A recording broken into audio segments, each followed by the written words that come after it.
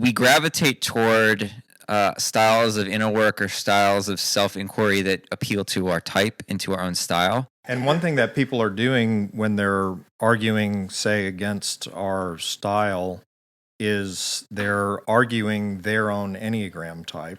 I feel like you have to suffer to learn from the Enneagram. And generally, inner work isn't supposed to feel good. Our tone should not matter to you. If you are here to grow, then you should focus on what the fuck you're here to do. The Big Hormone Enneagram.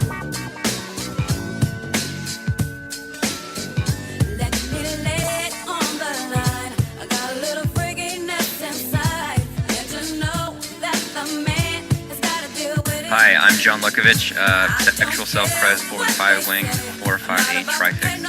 Hi, I'm David Gray, self-pres sexual 9-1, 9-7-4 trifix. What up, it's Emeka. I'm an 8-wing-7, sexual self-pres with 8-5-4 fixes. Hi, I'm Nancy. I am a self-pres social 3, wing 4, with a 3-6-9 trifix. If you like our podcast, guys, make sure you go like and subscribe on the Apple Podcast app. And if you really like us, you should definitely leave us a review. So, the very first ever live recording of the Big Hormone Enneagram show. Coming live from the kitchen of, where are we at? Airbnb in Mechanicsville. Airbnb, beautiful Mechanicsville. Preparing for the Nancy Walter wedding weekend. Bridezilla. Making demands. We need to be drinking. That's what we need to be doing. Yeah. Do you need a beer? I need a drink. I don't know what's wrong Here, I'll with you. get you. I'm drinking. What do you want? Just give me the Heineken. This is the weekend of hangovers. So Yes, you know. it will be. All right. So now that we're here, what are we talking about? So in the now infamous Ian Cron episode that we did, That hilarious, tasteful, well-planned. very moral, Everyone loved it. upstanding. No one had any issues. Everyone loved it. I thought it was hilarious. That was a big surprise to me because I didn't know it was coming out. So I was just like, oh my God, what's happening? Like, I straight up was very confused. That was in 2 seconds, me and Emeka being like, let's just do something stupid. And just launched into it. Yeah, I had no idea. Yeah, that thing just became something. I didn't even know that you were gonna go there. Yeah, you know, I got some people fucking mad at me for that. And they're like, how could you be so disrespectful to a fellow Enneagram teacher? And I mean, first Suck of my all, dick. I don't know. I think that there's a major difference between like our dinky little pod and Right. their like millions or whatever listeners. Right. But also, you know, I actually do think that Ian Cron has no respect for the Enneagram. Yeah. And and So this is part 2. yeah, basically. Yeah, no, I mean, I think that he like whether it was out of ignorance or out of opportunism or both, I think that he did not learn the Enneagram very deeply and cribbed some teaching, some rough understanding from some other authors, and then slapped it on a book that he could sell to a evangelical publisher, and knowing he was going to sell a lot. Right. And have a big audience. And I don't think he had the sense of what the Enneagram actually was and the responsibility it comes with to be accurate. And I think that, you know, like some people criticize us for our tone, and I totally understand that. And I don't think our tone, I mean, maybe there's a couple times when it's gone too far or whatever, but I think generally speaking, we all really care about the Enneagram, and we all care about... Speak for yourself. Yeah, right. It's gone, but I think, you know, like we all really care about the Enneagram, and I think that we all feel a sense of responsibility in terms of representing it accurately, because if it's only the accurate information is what can help people grow from it. And it's not just that I think Ian Cron is like a goofball. I actually think he's doing active harm to something where he's preventing a tool like the Enneagram from, knowing he's got a huge audience, and you have a lot of responsibility when you have a huge audience. He just kind of like wanted to sell books, and it's done a lot to actually obscure the power and potency of the Enneagram. Like if it was up to me, the Enneagram would never have become public at all, ever. Secret knowledge. Yeah, it would absolutely be secret, Just like Egypt. Just like Egypt, it would all be secret, and The rocks. it'd be esoteric. You'd have to work for it, and so now, it's hard to find. Like, I don't think it's a coincidence that after Ian Cron, there's been a lot of like an uptick in people using the Enneagram to like sell Sherwin-Williams paint and shit like that. The Sunny Four. Didn't he just because of that book? That's like everywhere on social media. Yeah. So I mean, people might be offended by that kind of stuff, but it's like you watch Saturday Night Live every week. Like that's a form of social commentary. Well, comedy. Like just if you don't like that, if you don't like comedy, you don't get it. That's fine. But I also feel like we didn't say anything that was actually mean. No. Like we weren't mean-spirited. We made fun of his evangelical. You disagree, Brian? I'm trying to recall the episode myself. There's nothing in specific that stood out. I wouldn't say that it was entirely not mean-spirited. As a jab to... Yeah, I guess I don't see a jab as mean-spirited. Like, I don't think we said anything that was like personal. Personal, yeah. We made fun of his evangelicalism, which we've made fun of plenty of times. Right. His take on the Enneagram, and then just like his voice. I mean, sure. But I mean, I don't know. That's low-hanging fruit. That's SNL shit. Right. You know, like that's. Right. My dad's a political cartoonist, so like, I mean, I just grew up with roasting people, and that seems like a very fair way to express something. So I think we all want to see your dad's political cartoons, by the way. Google my last name, and it's all my dad's stuff. Really? Yeah. You should post a weekly John Lukovich's dad. I love my father, but he wants to eclipse him at once. No, it's actually my dad is way too liberal for me. You know, right. It's way too liberal. Like I'm leftist. You know, oh, okay, I'm not a liberal. I thought you meant further left, and I was like, excuse me, can you go further left? It's very like middle of the road. Oh, okay. I get what you're saying. Oh, ooh. I wouldn't call Biden liberal. No, I don't. I agree with you, but you know. Okay, I got very confused by that terminology. This makes more sense. Anyway, I think part of the reason we were really, I don't want to say this is the reason why we did that episode, but something that's been happening recently and always happens with us is that people expect certain things from our group, from our podcast, even though we are pretty clear and upfront as to who we are, what we're trying to do. And I think every now and then we need to remind people that, yes, we give a shit about inner work, inner growth, and all that stuff. But at the same time, we're human beings. We like making inappropriate jokes. Like, stop pretending that you're not a human being while still doing inner work. So, yes, I'm going to make inappropriate jokes, mean-spirited jokes, and all those things because I am a human being. We are human beings. We're not pretending to be otherwise. But we also run a group that's centered around developing ourselves. And so we wanted to use this podcast to reintroduce ourselves to everyone, to let everyone know what the fuck we're doing. Like in episode 1, if you missed it, this is another episode 1. But with better sound quality. With our visuals, so you can hear us say it with our whole chests, that we're here to do inner work and be inappropriate. And you can do both. But anyway, yeah, that's basically to sort of like recontextualize what this group is and, you know, what do we represent in the Enneagram world. And I've heard some people contextualize this by saying that we are irreverent of all the wrong things, but reverent of the right things. I don't know if that's exactly how he put it, but like that we care about the things that matter and we don't give a shit about the things that don't. And so what are those things? And what should people expect? I think most people get it, but I think we still run into this thing where people have certain expectations of, oh, I thought this was a group about inner growth. And, you know, what does that mean? Like they imagine that they're in church or something like that. Yeah, I mean, I think most of what I think, at least for Americans, inner growth stuff looks like is very gentle and very like holding. And it's kind of about... It's a lot of like, and I don't mean this disparagingly, but there's a big difference between work on personality and work on being. And we're working on personality. Like, we're making distinctions around how to see yourself. We're not doing a lot of like being work in terms of like practice and things like that, but we're helping people see and illuminate these predominantly or these entirely unconscious structures so they can use it for themselves. But it's like a different emphasis than sort of the gentle holding, accept yourself. Emotional catharsis. This is a safe space to feel all you feel.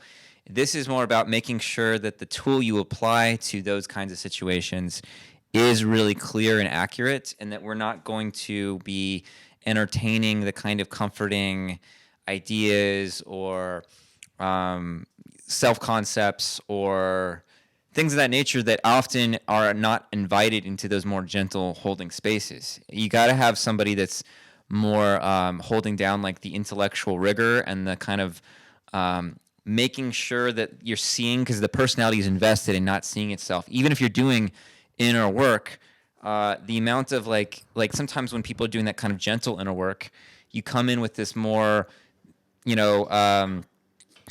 intellectual or view to accuracy kind of point of view, and then people feel offended and attacked, and they feel threatened, and they can't continue in that more sensitive work. And so there's a lot of different components here. And so like if you're looking for inner work, I think we're all available for that, especially privately. Like we do a lot of that very gentle holding stuff. But like in this podcast where it's our friends and we're just talking with each other about what we really think, and it's a different thing you're going to come for. It's also just like there are different personality perspectives, approaches to doing anything.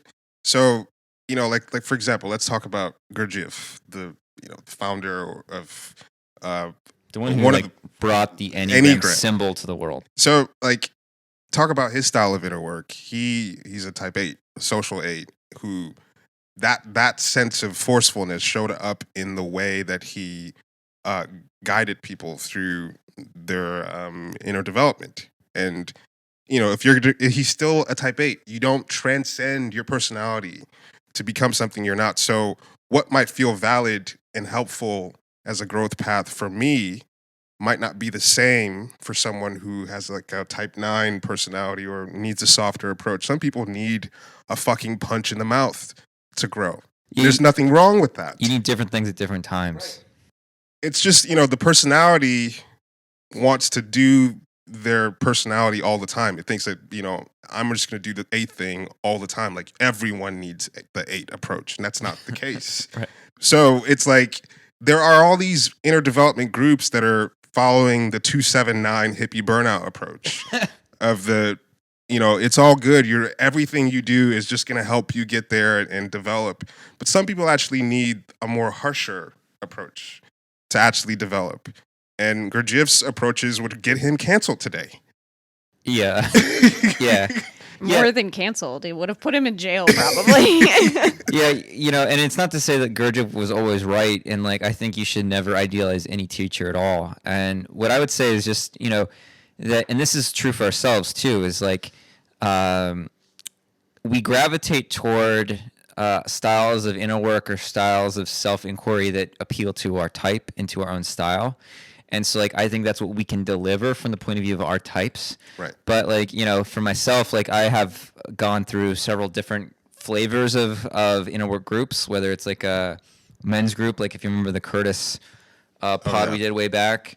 I used to belong to that. I've wanted my friend Jessica on, who's a master breathwork teacher. She's, like, she's a 2, probably triple positive. And, like, I went through that for, like, 6 or 7 years. And it was, it was like a 2's inner work group, and it was very lovey and like eye gazing contact stuff. And it was like really outside my comfort zone. I was really uncomfortable with it for 6 years. and it was great. Like I learned a lot from it, and I learned how to hold people, and I learned how to be able to be a witness for their process.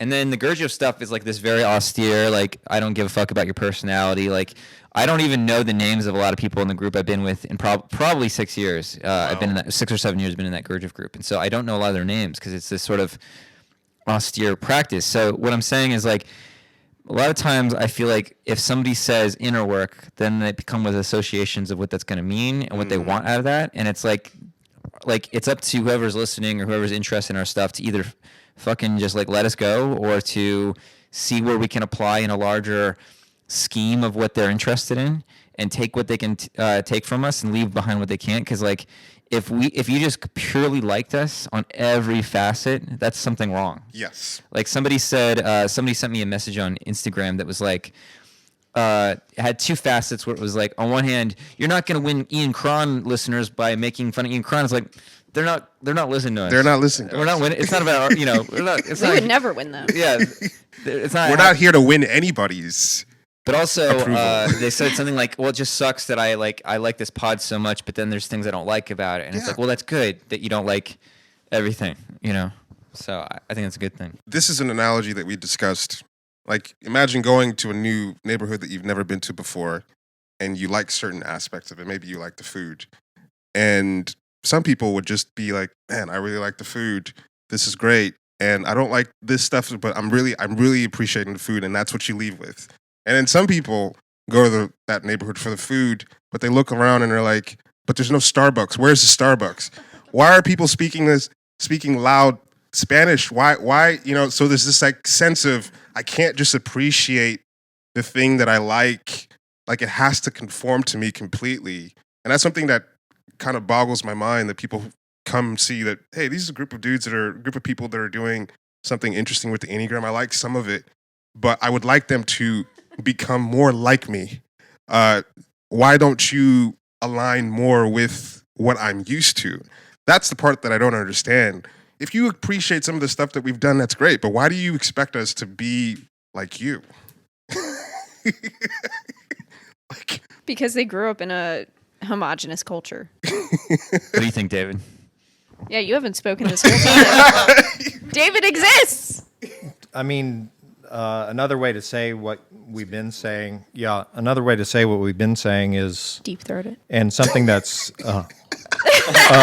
something that's important to me is hell, right? And just more and more layers of hell, and really just there's continuously new things, new layers of self-revelation that you can get to with the Enneagram and with Trifix and with all of it, and just see the traps of it. And just when you think you might have seen it all, you know, there's still more to see, and you have to go further and further and further and further into the ugly. Right. And if you're actually interested in coming out the other side, you have to go all the way to the bottom. Yeah.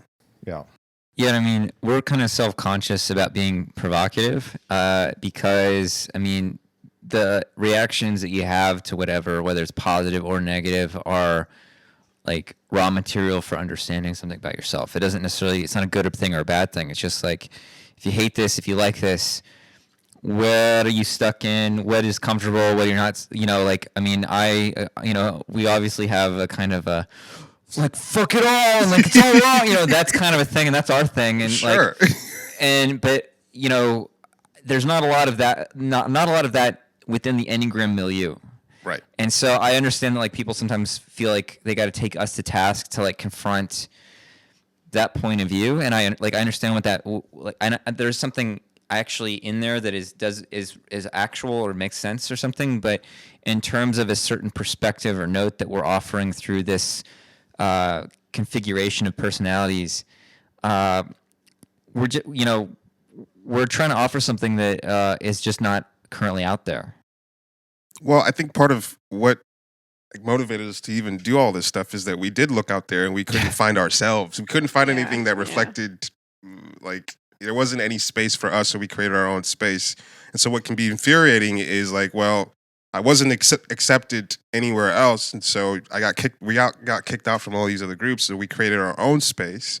And then people came into our own space to say, "You're doing it wrong." So no, we did asking it for us. to change for them, even though nobody changed for us. Yeah. In a way, what we're doing is like compensatory. You know, it's like there's all this positive sunshine stuff, exactly. And so we're maybe cranking up the dark and the negative and the ugly, but it's what's needed to swing things into something that's a more sober balance or something. A more natural balance. Yeah. Yeah. Yeah, I mean, a byproduct of the no counterforce is all the nines think they're fours. Yeah. You know what I mean? It's like, Right. and I think that itself, that confusion is kind of like not just in nine, but it's like a general thing of like knowing I need to go to another darker place to get what I need, Yeah. or Yeah. you know, it's like That's right. it's like a collective. Like nine can kind of do that collective representative of the collective energy, and like think that knowing there's some place I need to go, and on one hand, when we need to go somewhere, we're also going to kind of hate that place too. Right. You know what I'm saying? It's like because it's bringing us out of what's familiar. So. You know, I don't think we have all the answers or all right or we're all great or whatever like that. But I fucking love this shit. You know. Yeah. I mean, the thing is, we are ourselves. Like, it's like, it's just that there aren't very many people like us interested in inner work. We're so special. It's it's like most people who have negative personalities don't see themselves as trying to develop, you know, because people generally associate development with a positive outlook, which isn't the case. That's just a type perspective. And so y'all are too mean is like, mean to what purpose? Because what's more courageous? Like, what's actually kind? To be nice or to actually say the difficult thing that you know might help someone? So there's a difference between niceness and kindness. And people are expecting niceness from us when, to me or to us, kindness might be slapping the shit out of you Yeah. with some truth. Yeah, Well- it's just so much busting up the format of any kind of growth group. I mean, we said it already, but just to not put on the facade of being happy, smiley, sunny people. Well- Because most people aren't. Yeah. And we've also touched on this in like early pods, but like, and not to get to like decolonizing inner work or something, but like, there's definitely something about our American expectations and like I was just about to say how this. like American white people are, Oh, yeah. you Yeah. know, in terms of what's appropriate and how like at the professionalism kind of element. It's Yeah. like. Like you know, you're referencing Gurdjieff and you know, but like I'm aware of other teachers and other cultures that like on one hand, yes, we're all familiar with like people in any kind of power or any kind of influence or whatever being abusive and blah blah blah, but there's also an element where you know, that a lot of the expectations of like soft what are those colors called? Pastel. Pastel colors and like gentle voices. Yeah. Is like it's therapeutic, but it's not always actual work. It's not Right. actually growth. Sometimes it's just actually. I mean, it's necessary. Mostly calming the trauma or whatever. Calming the trauma, right? Yeah. Yeah, generally inner work isn't supposed to feel good. Yeah, I mean, like there's a huge part of it that is healing and working with trauma. That's like really important, necessary, and then there's other parts which it's like how do I make efforts? You know, Gurdjieff called it intentional, conscious suffering and intentional labor, or intentional suffering and conscious labor, same thing. You know, that's that idea that's like part of seeing yourself and working to see is to suffer yourself.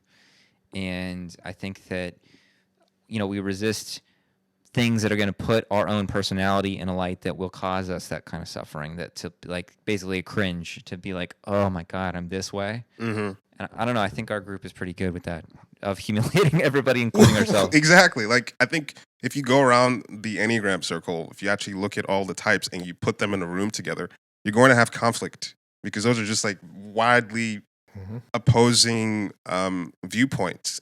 And so a lot of times when you get echo chambers of people who tend to agree with each other, they have similar types. But if you had a full range of different personality types, if you had all the assertive types, all the reactive types, all the positive types, you're going to run into somebody that pisses you off because their way of approaching things is going to rub you the wrong way.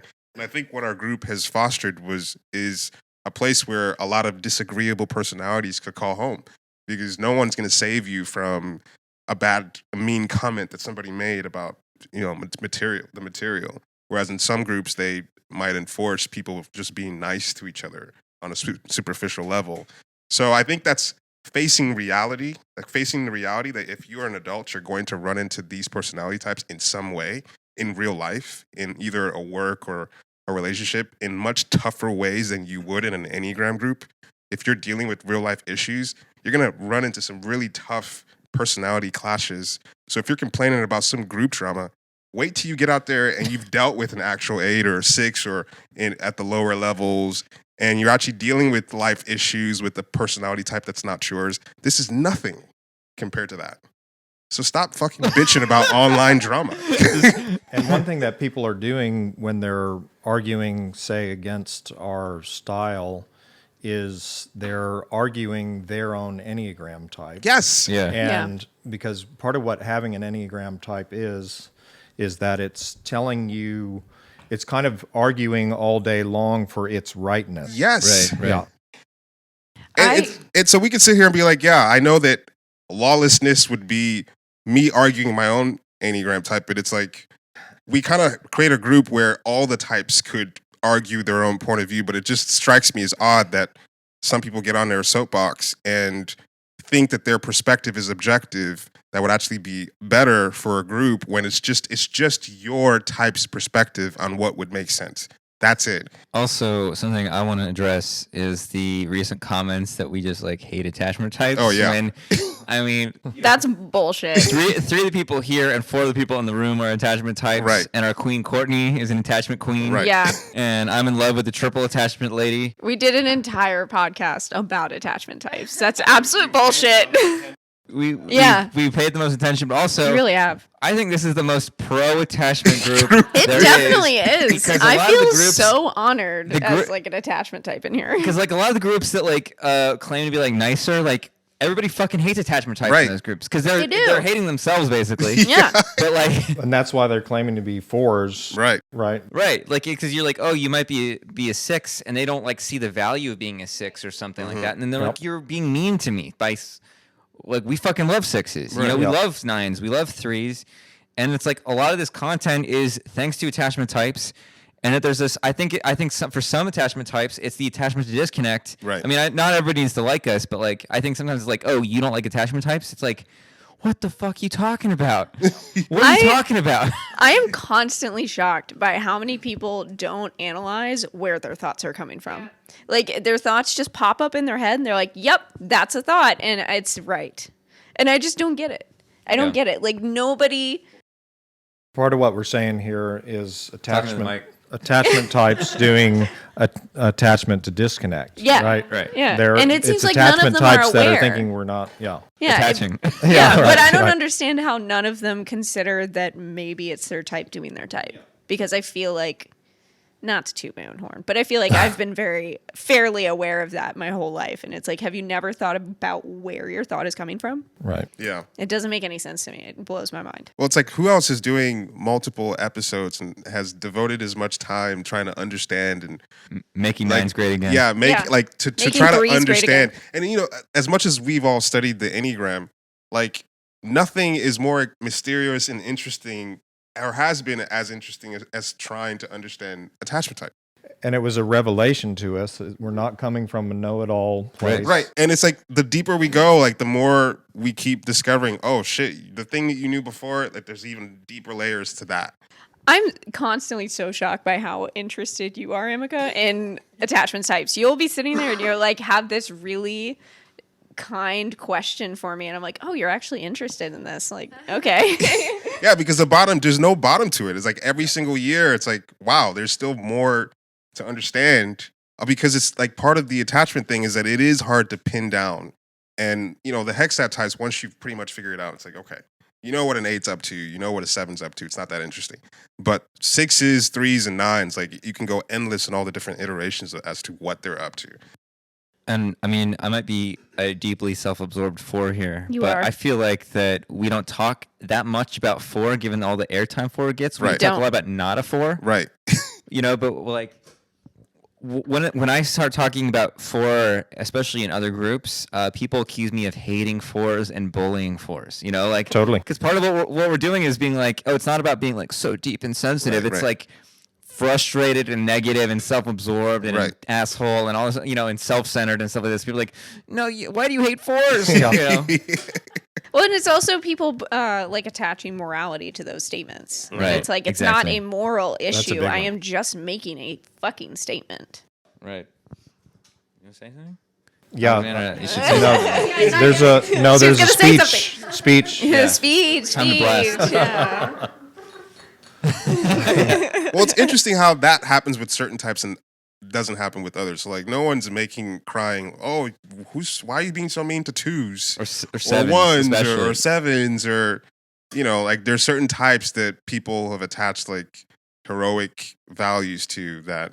How dare you say bad things about fours or eights? They want to just help the underdog. Shout out to Mary Bates. Yeah, Mary. Shout out to Mary Bates. Who's actually watching? And Cassandra. I'm sorry. I don't know which. What is this, like, enunciation Thursday to put night? on it. Yeah, it is. A lot of yeah. people are watching. Okay. There's like 16 people right Ashley, Laura, Michaela, Daniel, now. Laurel. Michael Lovey. Avery. Yeah, we love you guys.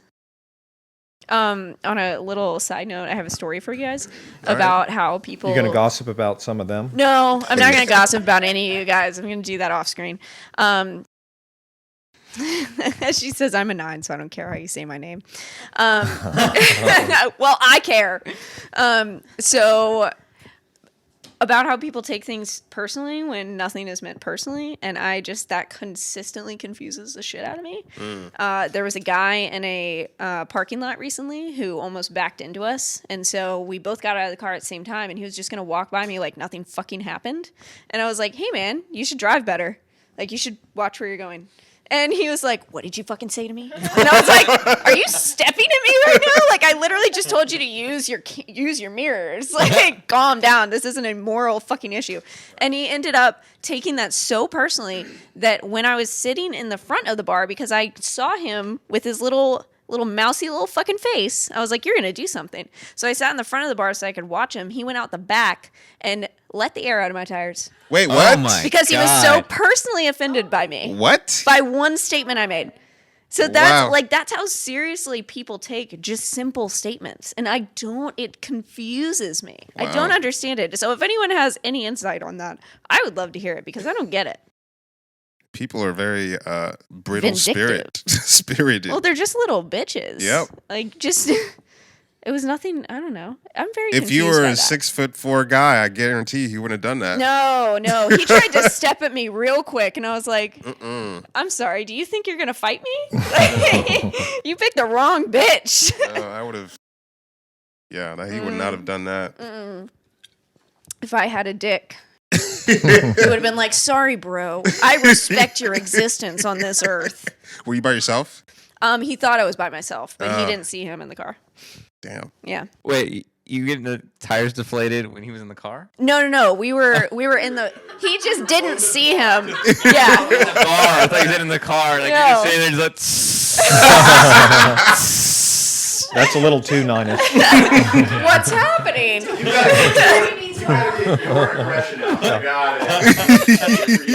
Yeah. Brian's like a passive little 9 until it has anything to do with me, and then he's like, I will burn your house to the ground. Just righteous anger bleeds out of him. So, That's on my to-do list. I don't All know right, what so- you mean, Ash. What was it left over on that topic? Is there anything we wanted to address? Alexandra, you've had a lot Yeah, of what are thoughts your on Yeah, that. you have thoughts so many about us as a thoughts. group? Yeah, I tell know, us but now that the there's social. a camera, I'm completely blank. What is our social contextual Yeah, you're the social dom. label? Tell us about us Yeah. from a social perspective. Yeah, please What is explain. our role in the Enneagram? Yeah. Please self-growth, explain. self-development. Let's see. Tell I us think how fucked up we are. Yeah, I tried Oh, really hard well. to do social earlier today on we this message. have a limited amount of time. Well, I mean, the first thing, I think you guys are a balancing agent to everything else that's out there. I think you guys are a bit of heavy hitters in a way that is going to reach an audience that wants this information. I think a lot of the reason you guys get a lot of, and we kind of covered this already, I think a lot of the reason you guys get a lot of flack for your approach is likely from specific types that undermine, okay, how do I say this? Is that criticism likely comes from types who feel like their approaches are undermined. Do you know what I'm saying by that? Like, it's not necessarily just attachment types, but I've seen it also with 2s and 7s and with 1s that feel like their way of doing things is being called wrong because it's not mirrored by what you guys are doing. Yeah. You know, like, everybody has attachment in them, so it's not just attachment types, right? So I think that's the reason you guys get a lot of criticism, is because people, it's similar to what Nancy was just saying, is that people take your approach personally and they think that it's discounting their way of moving through life. You know, the funny thing about that is that, like, a couple of years ago, this group was just like a couple hundred people just fucking around. Like, I didn't even know it existed. you know, like this was nothing. And just to watch it a couple of years go by, and it's a big group, and there's a podcast and all these things. It's like, we just put out episodes every week, and all of a sudden we're a big deal, and people feel like we're some kind of threat to their way of life. You can go start your own group, start your own podcast, and do exactly what the fuck we did. And you can say we're shit And in just, your group. You can make an entire group off of shit talking us. Because people definitely spend a lot of energy shit People talking spend other a groups. lot of energy. A lot of fucking energy. And people keep like sending me DMs to like be like, hey, here's a screenshot of them saying shit. Yeah. And most of it I just like ignore. But there's a couple, like there was one recently where somebody who is clearly like not a 478 but thinks they are. Yeah. It was this like liberal lady that was like, that claimed that based on our roast description of 478 that Emeka had that somehow it comes from Emeka's privilege. Emeka's privilege. My privilege. That was like, it wasn't just like, oh, there was no intellectual like, oh, you know, I think that they're wrong about this description or this combination of types and this is what I think. It was like, well, they all come from privilege, but she specifically cited Emeka's privilege. It's this hair. It's this hair that makes me like, privileged. It was just like amazing. Very confused. It was just amazing the mental gymnastics people can go through to justify why they don't feel right. You know, they're feeling annoyed or something, and it's got to be ethical. And it was bizarre. I think part of it is like when we were nothing, nobody gave a shit. Like now that we've been producing stuff consistently, people can't ignore us, and so they're offended that we are excellent. I think it's also... And it's partly like, if you don't like the way we're doing things, go do it your way. Yep. If you think that the sunshine, compassion, empathy way is the right way to do it, go start a group, start a podcast. Do it your way. Put in the work and make your own scene. No one's stopping you. I don't understand. Like, if I saw somebody, like, that's what we did. We saw... fuck this, you know, the way that people are doing this Enneagram stuff. Let's do the way that we would like to do it. But you want to come bitch at us for something that we've just, you know, a labor of love that we've just, you know, been. And it actually would be great if there were a bunch of other groups and as good as ours. That would be amazing. You know what I mean? Yeah. That would Go be, for and it. with totally different styles. Totally different styles. Have different points of view by all means. Yeah. Please, dear God. Yeah. I'm begging you. I think part of it is because you guys are starting to get a lot of validity. Yeah. Other people, good or bad, whether it's positive, you know, attachment again, positive attachment or negative attachment, your ideas are circulating, people are chewing on them, and because of that, anything that is coming from you that they don't like is going to be, you know, morally, they're going to find a way to morally condemn it, to dismiss it completely. So you're saying that they're essentially just jealous ass little bitches is what yeah, they so are. for the social perspective, from the social perspective, also, you guys are gaining steam and you are gaining traction and you're gaining like clout for some reason. There's a notoriety you guys have for being like the Enneagram bullies. So wear that with pride. Anyway. I know, right? Like, you're bullying me. Guys, help. Help, get me out of here.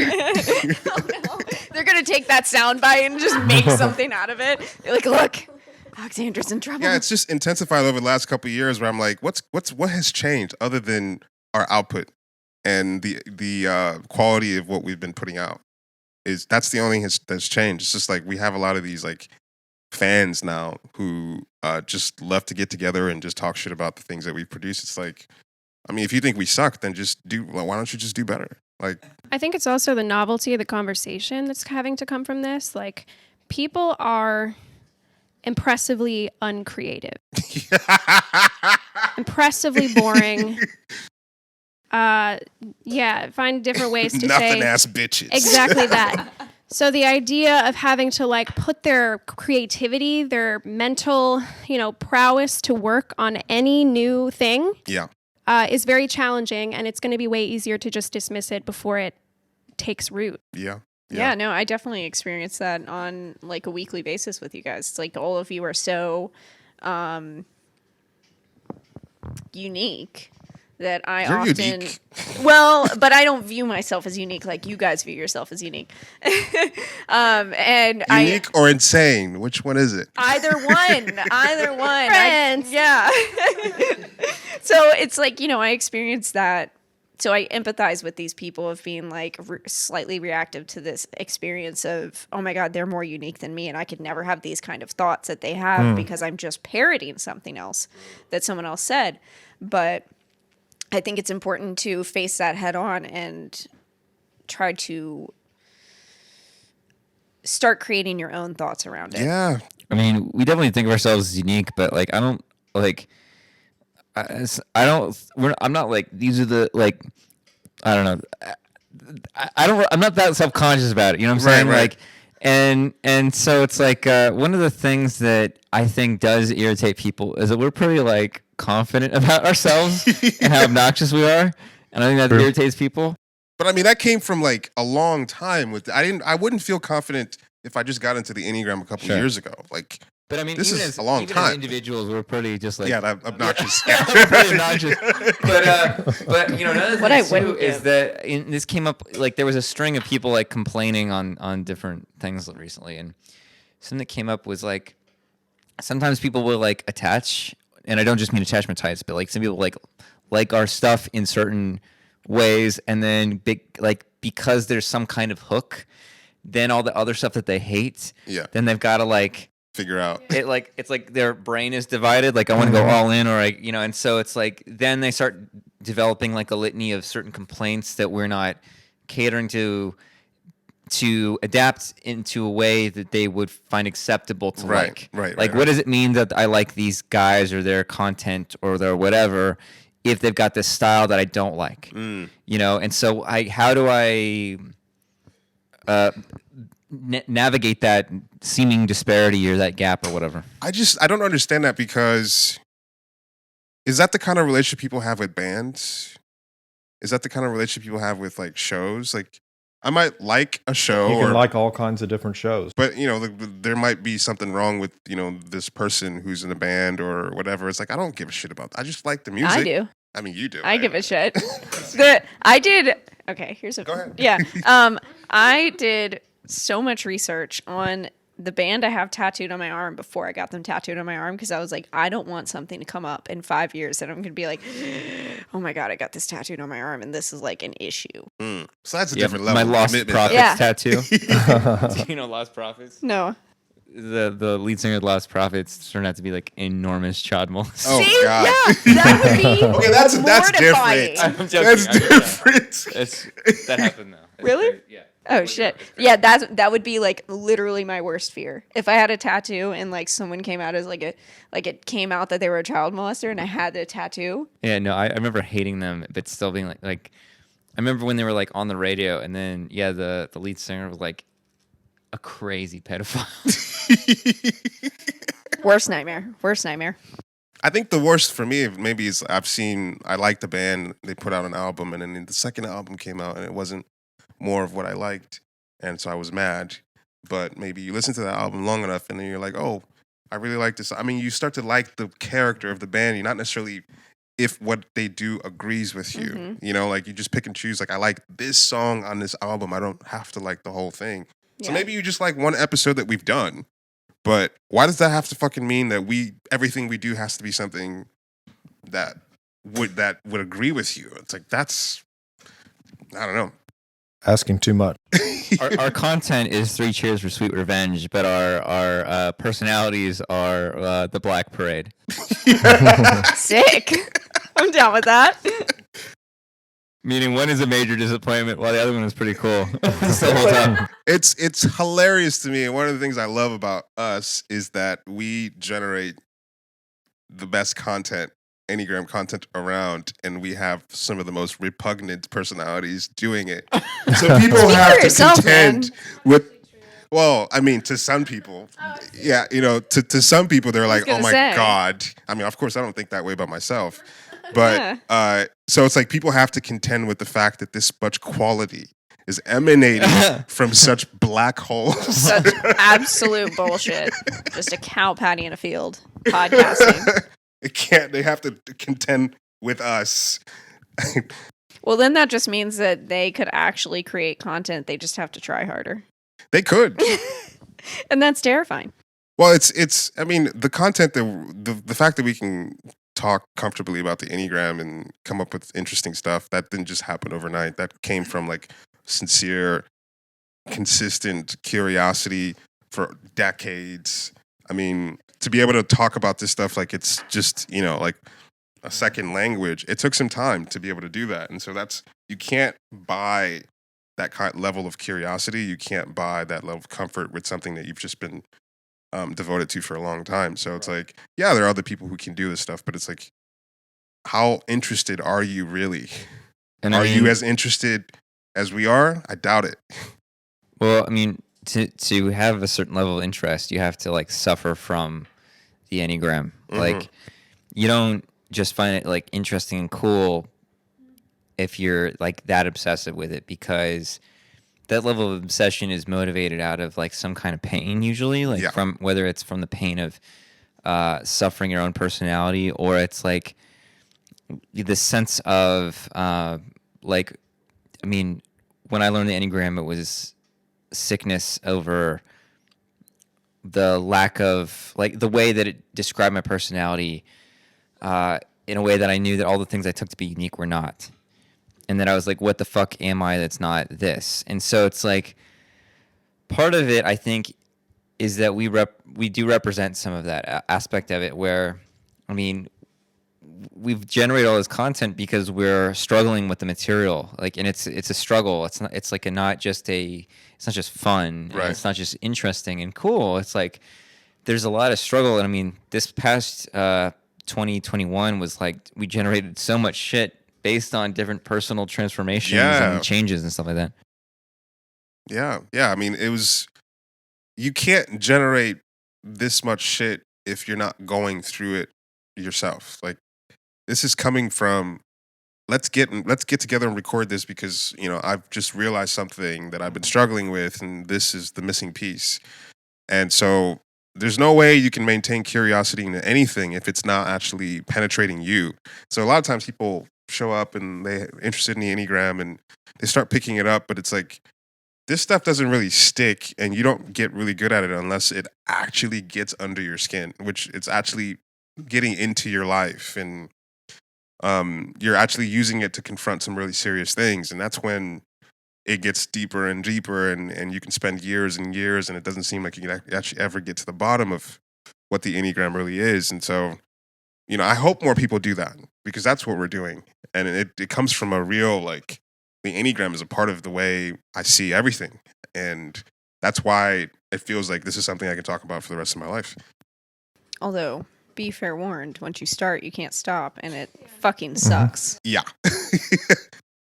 There's no bottom. It never ends. Any good questions from the peoples? Yeah. Questions or comments? They were saying that they really wanted to hear more actual for content rather than not a for content. Yeah. That's good. But no specific questions, unless you guys have questions and you can ask and we will answer them. Yeah, we're going to wrap up, so. Yeah, ask questions now or forever hold your peace. Right. Or you can call into our love line. We love that. But yeah, question while we're here doing the live pod. Who's on there? Unless David has some personal trauma he wants to unpack with us. Yeah. Do another David David episode. Yeah. Curious case of David. Try to uncover some more shit. No, that would put work on us instead of you. It's like, hey, I remember that one time I was almost molested. By an older woman. By an older sexual one. She was real foxy. I have Stockholm syndrome. I want to see the people. I mean, they're just, no one's asking questions right now. We have 18 watchers. Viewers, that's what it's called. That's real disappointing for a group of 14,000 people. 1,400 people. It's gone up and down. I was going to say, we have not Can reached they- that level. Can the egoic drive to self... Oh, God, dear. That's a John question. Be harnessed for real Oh, who inner asked that work, question? Or Daniel Keyes. Or is it necessarily counter-intentional? That's a lot of big words. Come man. on, dude. Can you, Like, I need you to tone It's a it Thursday night. We're down. drinking. Can you ask less?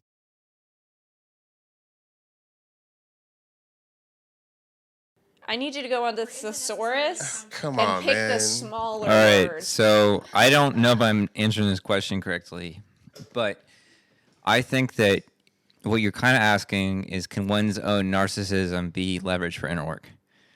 And I think yes, because I think there's a certain way in which you can have basically like take pride in your personality. And then when you see how shitty you've been or shitty you are or how ineffective you are, that's humbling and that's humiliating. And humility, like actual humility, not just feeling bad humility, is like the key.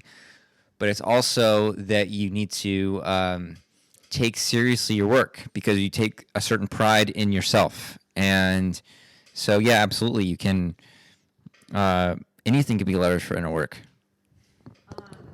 I was gonna say real quick that and maybe Emeka said this already, and I just zoned out. I was gonna say that, like, I think in order to engage in the Enneagram, you have to be over yourself to a certain degree, and you need to kind of like see how fraudulent you've been. You know, the whole time. Like, I think these like BuzzFeed quizzes and like memes and Enneagram and, you know, insert generic thing here can be like fun, but I think they can actually soften the pain to a point where the work then becomes unproductive, and you use it as a way to sort of give yourself permission to stay stuck and to stay asleep. So the more you actually suffer from it, the more you see that your patterns are ineffective, and then you're tortured going one way, and you know that it's going to hurt like hell to go in the opposite direction, but that's the only way out.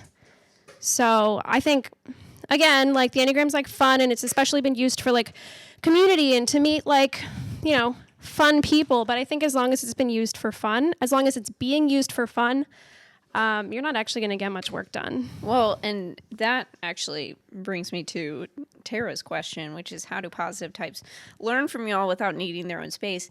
And this might be my bias towards positive types slightly, but I feel like you have to suffer to learn from the Enneagram. And positive types are not going to want to suffer. That's part of why they don't like to listen to Alexandra. us. What is happening? I'm a positive type.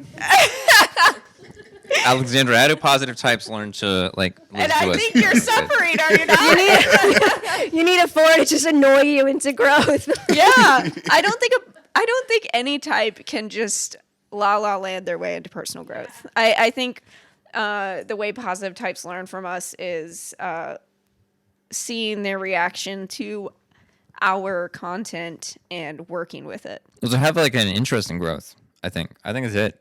To Just have have an what? interest in growth, not just like. Oh, yeah, not just... What were you going to say? Yeah, I'm a little tipsy, but but yeah, like to just have a real interest in growth. If you find the material valuable for your growth, and if you can get over our tone, that means that you not only recognize there's some valuable material here, but that you're actually more interested in the material than our tone. That is a very good point, because I saw in some other field, this is a very left field analogy, but I follow some combat trainers, like a boxing trainer, and he learns from a bunch of different people, like from different sports and different fields, and somebody hit him up and said, why do you follow this controversial coach because they're a Trump supporter? He's like, well, I'm only paying attention to them because I am trying to get better as an athlete, and they are the best in their field.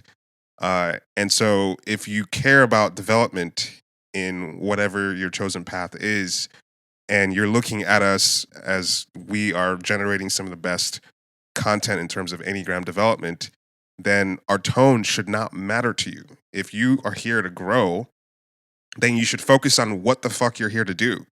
Not like if you like our personalities, are we generating things that are helpful towards you moving forward and understanding yourself and understanding the Enneagram? Because if that's the case, if that's what you fucking care about, then everything else is irrelevant.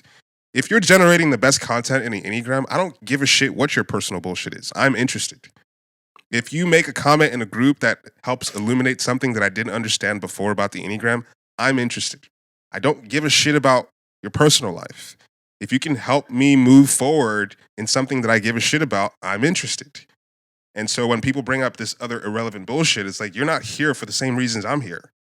I want to progress and develop in this Enneagram shit that we're here doing. So Someone asked if we. Oh, go ahead.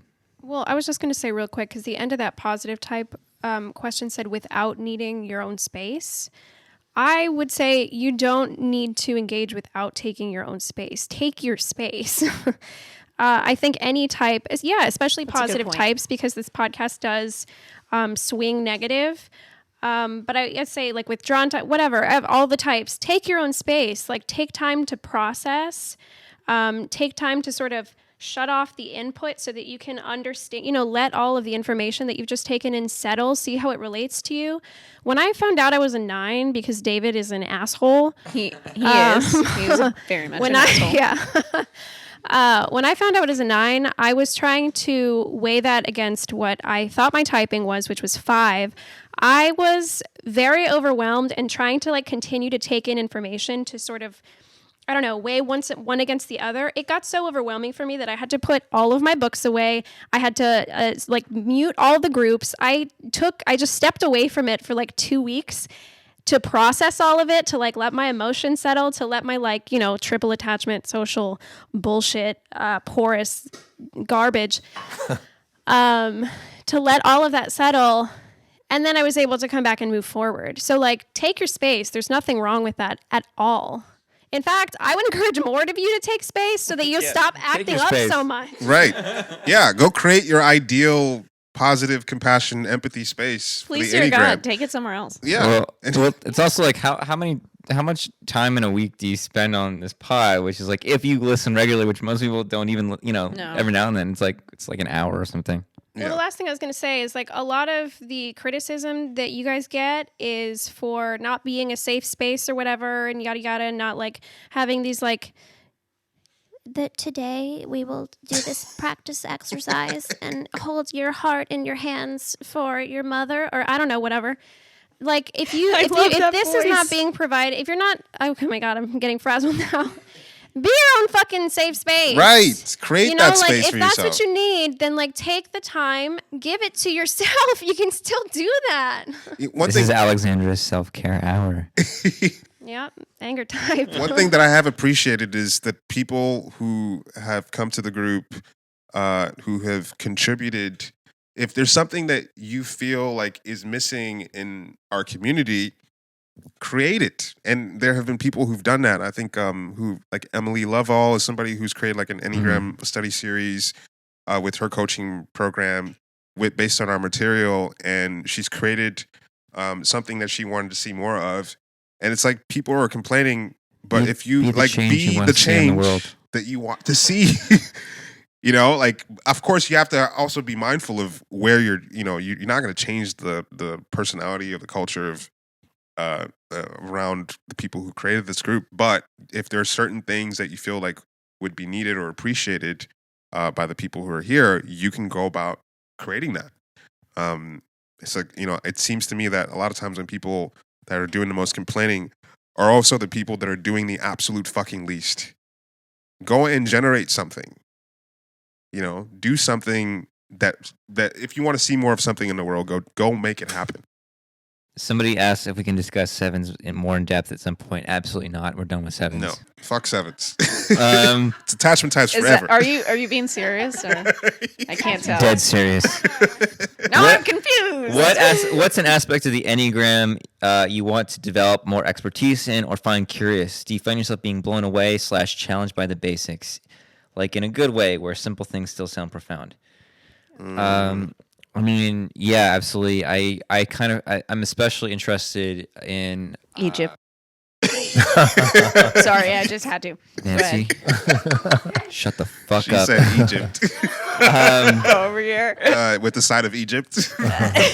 No, definitely. I mean, in terms of the Enneagram itself, there's the Holy Ideas is something that Courtney and I have been talking a lot about, and I'm gonna like re-dive into. And essence is always like trying to get more specific around essence, and the higher emotional center is something that I've been really interested in. But I mean, in general, yeah, it's like I kind of feel like the basics are still being illuminated, like the very basic thing, like even the sense that 4 over individuates. Like I remember a couple years ago, I was like, oh, that's what 4 is. That's what I'm doing all the time. That's what it's not this, oh, I'm just flawed and wounded or something. It's like, no, I'm separating. Like it was this enormous light bulb moment for me, this over individuating, over specifying thing. And so, like 6s confuse the hell out of me. There's a lot with 6 I'm still wanting to understand. Right. 2s, yeah, I mean, these attachment babies right here. Yeah, I still find 5, 4, and 7 really interesting. Yeah, rejection still confuses me. Why? Why do you do that? What's that? Go all day about that. So, I mean, I don't know. There's a ton, and I'm blanking on a lot. And I'm gonna listen back to this and be like, oh, I should have said all this more interesting stuff. But Yeah, I'm looking forward to looking back at these comments on the live and getting ideas for new pods. Yeah. I think the These thing are about good. the Enneagram is like it's like picking up a bunch of different languages, and you can get like a basic level of fluency, but it feels like you can always continue to develop your literacy with different languages, and like the Enneagram is like 9 different languages, and it's like 9 different countries, and maybe you have a basic understanding of the Enneagram. It's like at this point it's like, oh, I can have a conversation, but you can't have a deep conversation yet, and it takes new discoveries to get to a point where you can have a deep conversation about like what the fuck 9 is doing, or what the fuck 6 is doing. who knows? I don't know. 9s don't know. They can't tell you. But what another thing, like I'm potentially developing another podcast, which is a little bit more of the sensitive holding that people are looking for. With my friend Kara. We've recorded a couple episodes. Yeah. And I wasn't sure how it was going to go. And I mean, it's been going like we've recorded 2 and it's been going really well. But the idea is to interview people about their life story in the framework of the instinctual stacking, and specifically the blind spots. We might be calling it blind spot or something like that. But That's good. like I feel like it is such a powerful modality for therapy and for people self-understanding to see the instincts. And like a lot of people don't understand how they could be blind in this instinct, or they don't understand how somebody's dominant in that instinct. So I feel like these kinds of explorations could like really get deep in people's guts about how these things actually work in people and how they're related to the core suffering of somebody's life. Yeah, the instincts themselves still kind of feel like smoke to me. Like I can see them, but I can't really grasp them. Nancy, I wrote a book on it. I know, and I haven't read it yet. I own it, though. You guys should all buy it. It's a beautiful centerpiece. Yeah, I know that 99% of everybody who bought it did not read it. I will. I just No, I don't care. planning It's a just wedding. funny. Bring it with you to dinner, and people ask you what it is. It's like, oh yeah, let me tell you about the Enneagram. It's just like, oh, this is my friend wrote this. Yes. That's a conversation starter. And then you turn the book over, and they get to see how beautiful your friend is, and they Aw, immediately thank you. fall in love. And They're like, oh. man, that's a big author picture. Sure is. It definitely is a big author picture. This guy must be a narcissist. Yeah. No, I was on a New Ventures West is like a coaching school that I really recommend if anybody's trying to be a coach. But they did my book for a book club, and my last chapter is about conscious humility. and somebody was like, I very much liked your book. He was like German or something. He was like, but I couldn't help but notice, but your cover is your painting and you have a big picture on the background. And definitely the cover is my narcissism. And then in terms of the back cover, that was like my friend helped design the whole jacket, and she was like, no, make it big. So I feel like an asshole with how big my picture is, but she was like, this is the way to go. So I understand there's contradiction there. Yeah, but People your got to picture is integrate great. it all. Like everybody wants to look at it, so I don't see the issue. Yeah, what's the problem? It's just me. Yeah, it's a beautiful man. I don't know. What's wrong with that?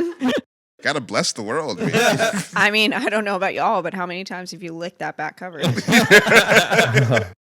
People need to integrate narcissism and self-growth. Yes. Well, actually, something kind of interesting for that comes up a lot when I'm doing coaching and working with people, especially in their blind spot. Generally speaking, a lot of us resist our blind spot because we feel like we're going to be narcissistic. Yeah. Mm-hmm. And part of what I'm looking at, or part of what is like discussed in the book, part of inner work in general, it's called freedom from likes and dislikes. And there's a lot I could say about that, and it's related to the Enneagram of virtues. But basically, it's being impartially present. And part of that being impartially present is being present with whatever wants to arise. And so not censoring whatever's going on inside. Because the personality, the different centers, the body, heart, and mind, they're not yours. That's not you. And so part of inner growth in a certain way does or can look like narcissism. It's a very fine line. And part of the deal is you need to actually fucking be honest with yourself. Part of my inspiration in inner work is a group called the Malamati. And they were a potentially pre-Sufi, but became a Sufi group. The idea was to be shameful in the eyes of everyone but Allah.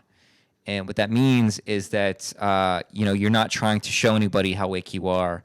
And in fact, doing some efforts to make people think you're not awake, because to try to wasn't the only one of the only prohibitions Christ made was to not be ostentatious about prayer. And so it's like the same idea is not using your. I'm sorry.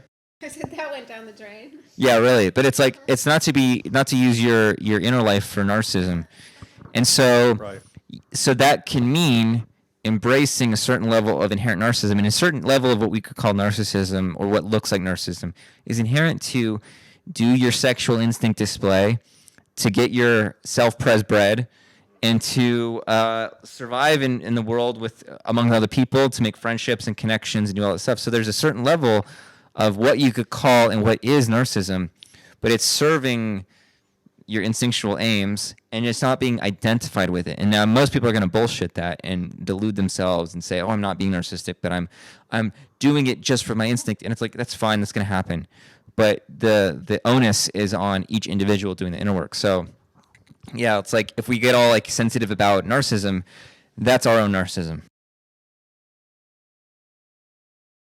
All right, so we've done like an hour and 10 minutes.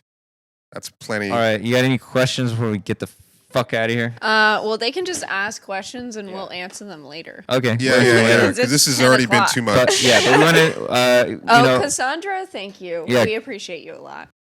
And hey, Brian, get the fuck in here. Yeah, come on. Yeah, this is the pre-Nancy wedding Yeah, we're family podcast. podcast. The family Very podcast. incestuous family. All right, let's take like a podcast video. Podcast video send off. Let's take a little selfie.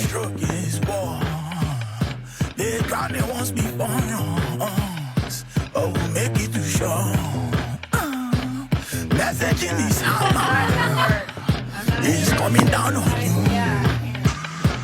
Messaging it on.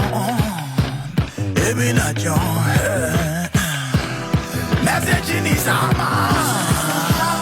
coming down on you. Messaging is on. All right, thanks everybody.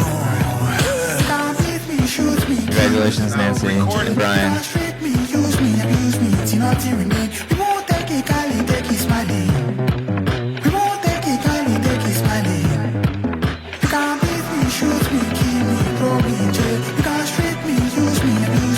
nothing remain. We won't take it kindly, take it smiling. We won't take it kindly, take it smiling. I have seen the future. In the future we want. We have been reborn. To build we must destroy. I don't want peace, so we don't talk to retire. I won't say please, so we fight fire, we fire. We are the people, we won't sit and be quiet. Government devils, all of their liars, all of their liars, all of their president.